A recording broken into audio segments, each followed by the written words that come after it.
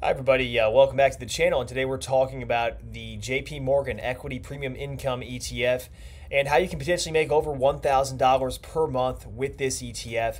And specifically, I want to talk about using dividends and also some option strategies that you can supplement your dividends with. And I kind of want to get into all the details. I have a spreadsheet that I worked on, and I kind of want to just, go over everything and kind of go over the numbers and show you guys how this could work in real life. And so the first thing you'll notice here is that this ETF does pay a pretty high dividend yield. According to Nasdaq.com, we're looking at roughly an 8% dividend yield, which is not bad.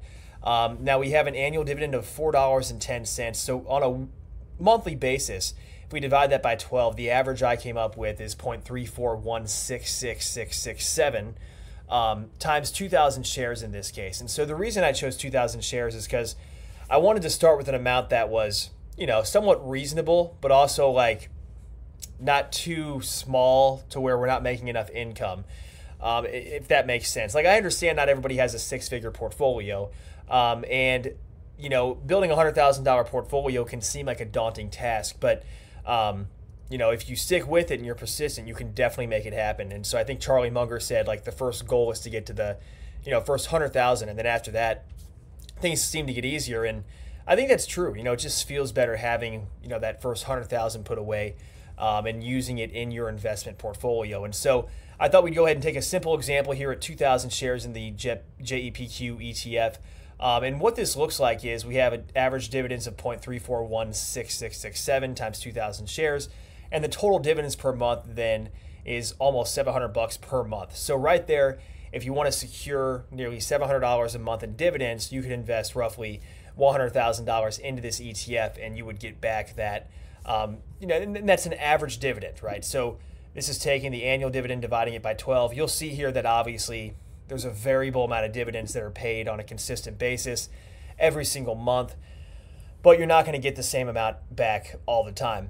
And so this yield's going to fluctuate. It's not going to be exact. And also the price of the ETF, you do have to keep in mind that in up markets, this ETF is going to underperform the index. And in down markets, this ETF is going to not do, so it's not going to go down as much is what I'm trying to say. So in down markets, it's not going to be as volatile, but you're going to sacrifice some of that upside in a bull market. And so if we look at this for the last year, for example, you can kind of see how this ETF, due to the strategy that it uses with options, is up 21%. But the actual Nasdaq index itself, if we look at that, is over the last year, that's up 21%. So the Nasdaq index itself right now is up almost 35% in the last year. And so that just gives you an idea of what you can expect. In a down market, though, the ETF should perform better in terms of not going down as much, right? Not having as much volatility. And so that kind of gives you an idea of what to expect with this ETF. That being said, if we get back to this example, right, it must be nice just thinking about the idea of making $700 a month. I mean, something about that to me just feels like so cool. Even if it's not enough to live on, making $700 a month, doing absolutely nothing, but sitting on your butt and watching the money roll in is kind of cool to think about, in my opinion.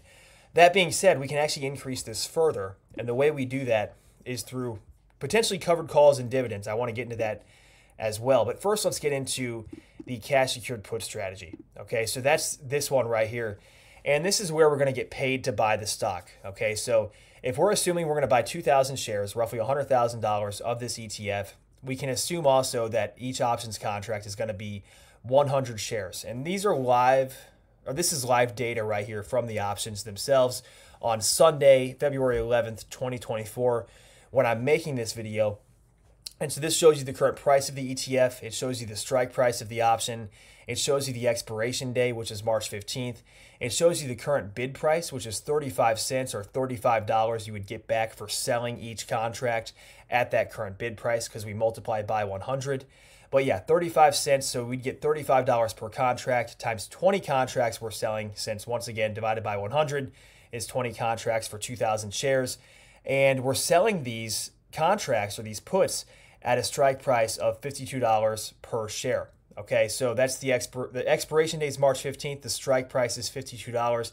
The current price of the ETF is $52.49. And so what we're saying in this trade basically is, hey, I want to buy this stock at a price of $52 by March 15th. If it's not below $52 by March 15th, let's say it's trading at $55, I don't want my shares. And the buyer of the option is looking at this like, yeah, I want this thing to collapse because I'm going to make more money. And I hope the seller of the option loses. You're the seller, right? You're on the hook for buying these shares at $52 per share by this expiration day. If that were to happen, like if this stock or this ETF went down to $45, you'd still be on the hook for buying at $52 per share. But the beauty of this is like this ETF is not very volatile.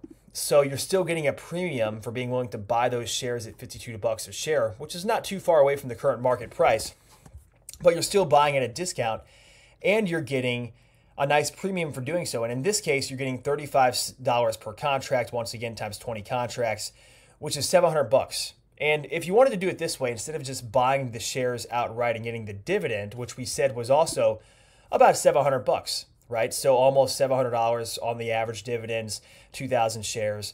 But if you wanted to first actually go ahead and get paid to buy the shares, collect $700 in premium. Now let's say hypothetically, this ETF upon the expiration day is trading at $51 per share. So you are now long these shares, and technically on paper you're down on them because you bought them at $52.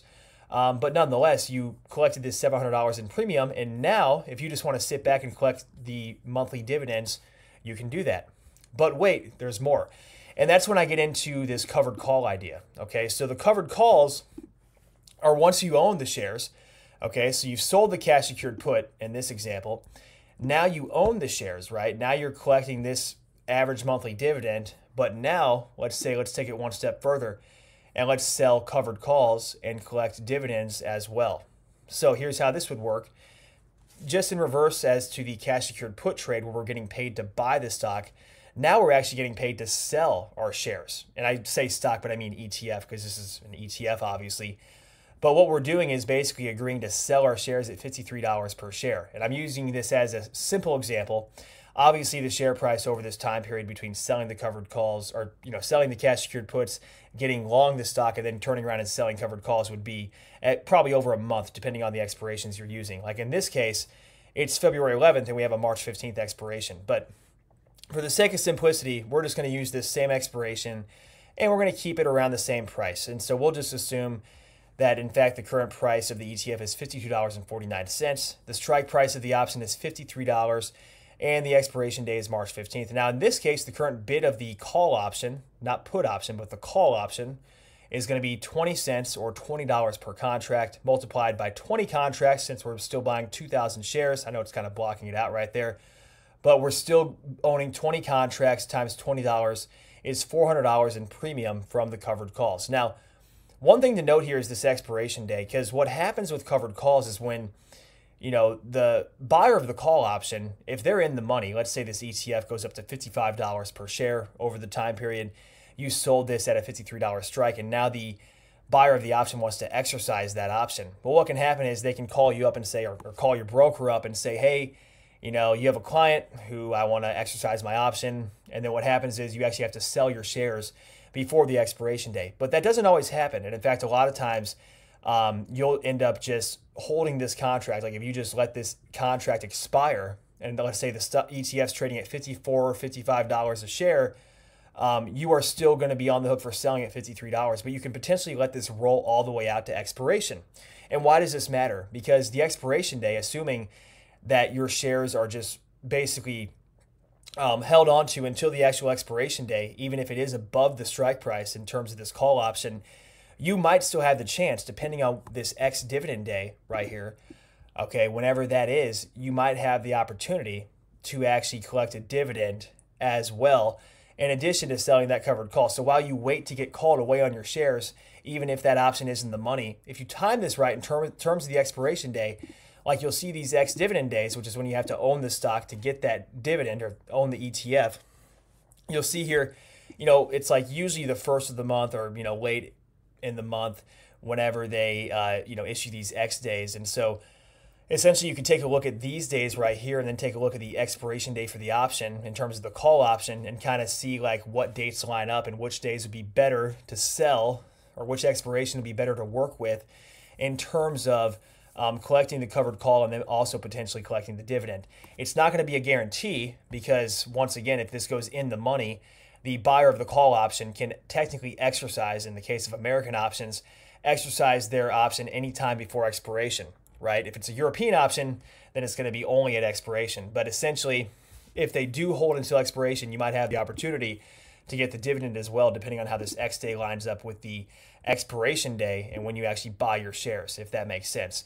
So this is just a hypothetical example of how this could work for somebody with roughly $100,000 invested in this ETF. Now, once again, to go over things, we're looking at roughly $700, just from the dividends. Okay. Now, if we wanted to first get paid to buy the stock, we could do that by selling a cash secured put, collecting, in this example, roughly $700, and then turning around, owning the shares, and hoping that our covered call trades expire worthless, right? Because we're selling options now. We're turning around and doing the wheel strategy while trying to collect some dividends in the process, okay? And so combined with all of these income streams, the $400, the $683, and the $700, we're looking at over $1,700 from all of that, okay? So the dividend plus the call plus the put option.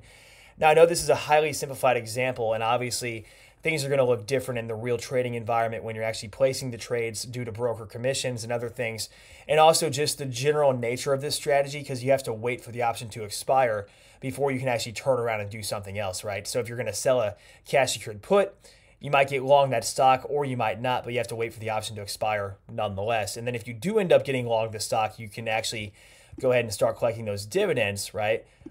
But if you don't get long the stock, in this case, you just sell another cash secured put and try it again the next month. And so either way, you're still collecting a regular passive income stream, but you can see how you could probably easily get over $1,000 per month doing this if you had the dividends, which are nearly $700 per month, on top of, supplementing that with some covered calls and cash secured puts and kind of mixing all that in. So I hope this makes sense. I know it's kind of a lot of information, especially if you're new to the wheel strategy. I do recommend checking out my website, dailyinvestmentadvice.com. I have a lot of resources and information on this wheel strategy and also just options trading in general, lots of general market education. If you're new to the stock market or new to options trading, maybe you've kind of come across this ETF and you're interested in it, but you're not really sure how it works. This is just an example once again, but I kind of wanted to go over this and show you guys how this could work in real life, and give you an idea that, you can get the dividends from these high yielding ETFs, but also you can, get the cash secured puts, the covered call income, and kind of get all that going together for almost like multiple streams of income within one ETF. And so you're placing multiple trades on in the hopes of getting more passive income. With that being said, guys, I hope you enjoyed the video. And let me know if you guys want to see more videos like this where I kind of go over these concepts and try to break them down. I know it can be a little bit confusing sometimes, especially if you're new.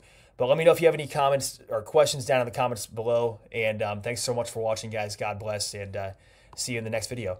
Take care.